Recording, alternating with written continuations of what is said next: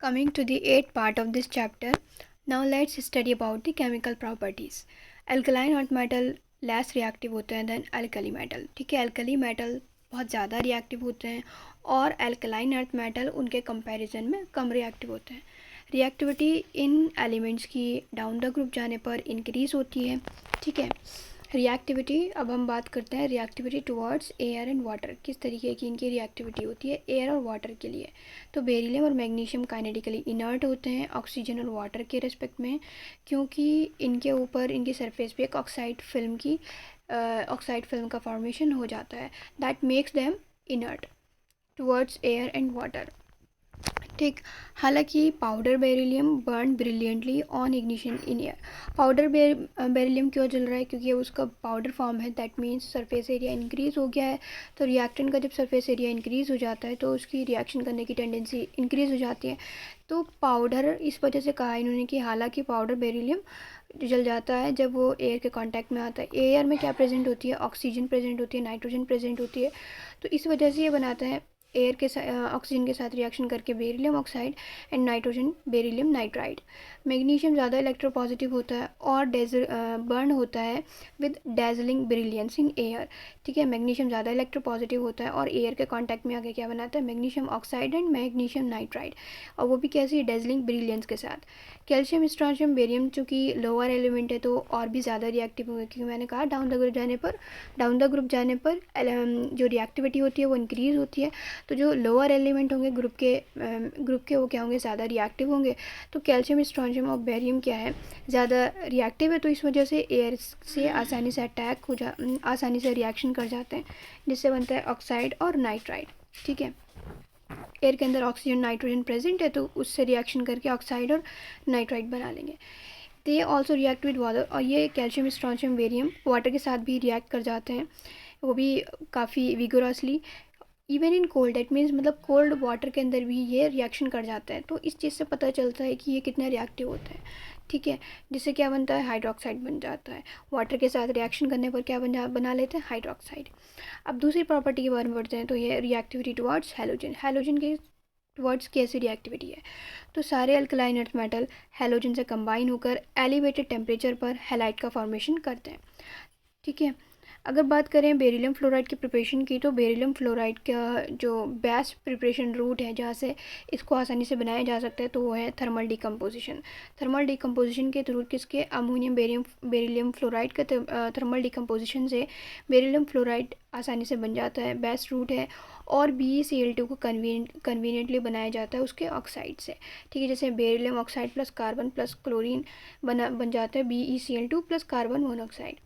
Third बात करते हैं अब हम रिएक्टिविटी टुवर्ड्स हाइड्रोजन. सारे एलिमेंट सिर्फ किसको छोड़कर? बेरिलियम को छोड़कर. बेरिलियम फर्स्ट एलिमेंट है ग्रुप का, तो ये एनोमेलस बिहेवियर शो करेगा. ठीक है, तो ये क्या कर जाता है? कंबाइन करता है हाइड्रोजन के साथ अपॉन ईटिंग. तो सारे एलिमेंट हाइड्रोजन के साथ कंबाइन होके अपॉन हीट करके क्या बना लेते हैं? हाइड्राइड का फॉर्मेशन कर लेते हैं, जिसको कहते हैं MH2, मतलब उसको डिनोट किया जाता है MH2 से. ठीक है, सारे एलिमेंट हाइड्रोजन से रिएक्शन कर जाते हैं, बनाते हैं hydride upon heating, except beryllium को छोड़कर. BeH2 को लेकिन प्रिपेयर किया जा सकता है जब उसकी रिएक्शन BeCl2 की LiLH4 के साथ कराई जाती है. जैसे यहाँ पर नीचे रिएक्शन है BeCl2 plus LiH4 gives beryllium hydride plus LiCl plus AlCl3. तो बेरिलियम डायरेक्ट हाइड्रोजन के साथ रिएक्शन करके अपना हाइड्राइड का फॉर्मेशन नहीं करता, लेकिन इसको बनाने के लिए BeCl2 की रिएक्शन LiLH4 तक कराते तो BeH2 बेरिलियम का हाइड्राइड हमें मिल जाता है. बात करते हैं रिएक्टिविटी टुवर्ड्स एसिड. एसिड के साथ कैसी रिएक्टिविटी होती है? तो एल्कलाइन अर्थ मेटल आसानी से रेडिली रिएक्ट करते हैं एसिड से, जिससे डाईहाइड्रोजन का रिलीज़ हो जाता है. ठीक है, डाईहाइड्रोजन का रिलीज़ तब भी हुआ था जब मेटल किसी बेस के साथ रिएक्ट करते हैं, तभी हाइड्रोजन रिलीज़ होती है. और यहाँ पर भी क्या हो रहा है? एसिड के साथ रिएक्शन करने पर भी हाइड्रोजन रिलीज़ हो रही है. रिड्यूसिंग नेचर, तो मेटल HCl के या फिर किसी भी एसिड से रिएक्ट करने पर क्या बनाते हैं? रेस्पेक्टिव क्लोराइड, और साथ में हाइड्रोजन गैस का रिलीज़ हो जाता है. फिफ्थ प्रॉपर्टी की बात करते हैं तो वो रिड्यूसिंग नेचर। तो एल्कली मेटल की तरह एल्कलाइन अर्थ मेटल भी स्ट्रॉन्ग रिड्यूसिंग एजेंट होते हैं, लेकिन हाँ, this is indicated by large negative. और ये चीज़ किस तरीके से पता चलती है कि जो इनका एसआरपी होता है, स्टैंडर्ड रिडक्शन पोटेंशियल, वो लार्ज निगेटिव शो करता है। ठीक, हालांकि जो रिड्यूसिंग पावर है इनकी एल्कलाइन अर्थ मेटल की, वो एल्कली मेटल के कंपैरिजन में कम होती है। ठीक है, reducing power is less than those of corresponding alkali metal.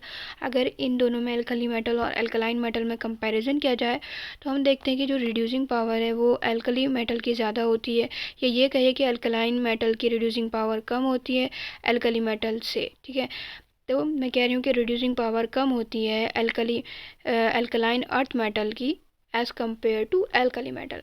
तो एल्कली मेटल ज़्यादा रिड्यूसिंग एजेंट होते हैं, स्ट्रॉन्ग रिड्यूसिंग एजेंट होते हैं बनस्पत एल्कलाइन अर्थ मेटल के। ठीक, बेरिलियम की बात करें तो लेस निगेटिव वैल्यू होती है अगर कंपैरिजन किया जाए एल्कलाइन अर्थ मेटल के रिस्पेक्ट में। ठीक है, बेरिलियम के क्या होती है, लेस निगेटिव वैल्यू होती है एसआरपी की, रिडक्शन पोटेंशियल की। हालांकि इसका जो रिड्यूसिंग नेचर होता है वो किस वजह से होता है, लार्ज हाइड्रेशन एनर्जी की वजह से रिड्यूसिंग नेचर ज़्यादा होता है जिसकी लार्ज हाइड्रेशन एनर्जी होती है। क्योंकि बेरिलियम का साइज़ छोटा है तो इसकी हाइड्रेशन एनर्जी क्या होगी, ज़्यादा होगी, इसी वजह से इसका रिड्यूसिंग नेचर देखने को मिलता है।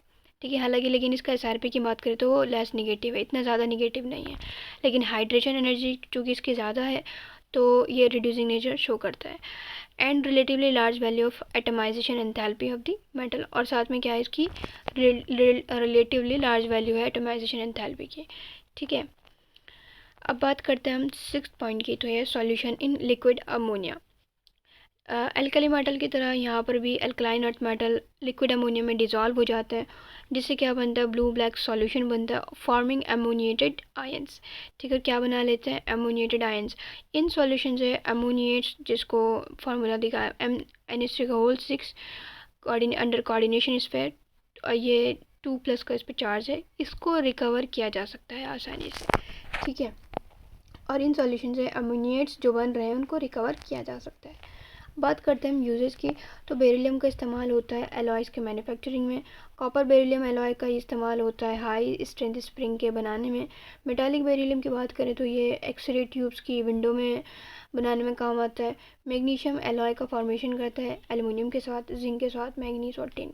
मैग्नीशियम एल्युमिनियम एलॉय चूँकि लाइट होता है मास में, तो इसका इस्तेमाल किया जाता है एयरक्राफ्ट कंस्ट्रक्शन में। मैग्नीशियम एल्युमिनियम के एलॉय लाइट होते हैं मास में, और इसी वजह से इनका इस्तेमाल एयरक्राफ्ट कंस्ट्रक्शन में किया जाता है। मैग्नीशियम जो पाउडर या फिर रिबन फॉर्म में, उसका इस्तेमाल किया जाता है फ्लैश पाउडर में, बल्ब में, इंकेंडियरी बॉम्ब्स और सिग्नल में। ठीक है, अब बात करते हैं सस्पेंशन ऑफ मैग्नीशियम हाइड्रोक्साइड की। तो जो मैग्नीशियम हाइड्रोक्साइड का वाटर के अंदर सस्पेंशन होता है, जिसको मिलकर मैग्नीशिया भी कहते हैं, ये एज ए एंटी एसिड इस्तेमाल होता है मेडिसिन में। ठीक है, एज ए एंटी एसिड, अगर एसिडिटी हो रही है देन इसका इस्तेमाल किया जाता है एसिडिटी को ट्रीट करने के लिए। मैग्नीशियम कार्बोनेट टूथपेस्ट का इंग्रेडिएंट होता है। कैल्शियम का इस्तेमाल किया जाता है मेटल के एक्सट्रैक्शन में from oxide which are difficult to reduce.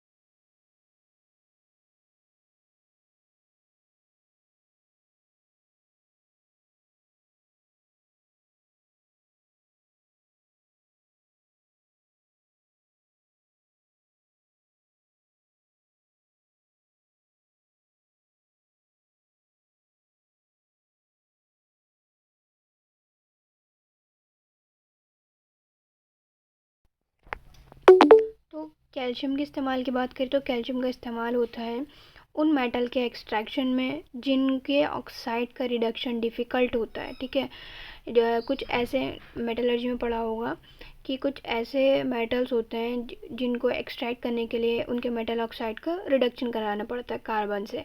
अगर कार्बन ये काम नहीं कर पाता है तो देन कैल्शियम का इस्तेमाल होता है, ठीक है। कैल्शियम का इस्तेमाल होता है मेटल के एक्सट्रैक्शन में जिनका ऑक्साइड डिफ़िकल्ट होता है रिड्यूस कराने में, जिनका रिडक्शन नहीं हो पाता है, ठीक है, विद कार्बन। तो कैल्शियम और बेरियम ये हो गई एक्सट्रैक्शन की बात कि कैल्शियम का इस्तेमाल एक्सट्रैक्शन में किया जाता है, मेटल एक्सट्रैक्शन में।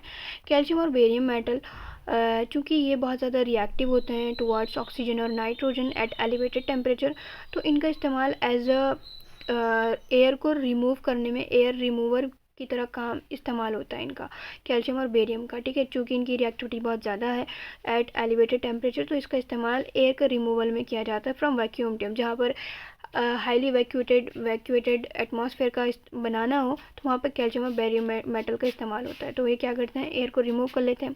रेडियम सॉल्ट का इस्तेमाल होता है रेडियोथेरेपी में, जैसे एग्जांपल की बात करें इन ट्रीटमेंट ऑफ कैंसर, ठीक है। फिर मिलते हैं नेक्स्ट वीडियो में।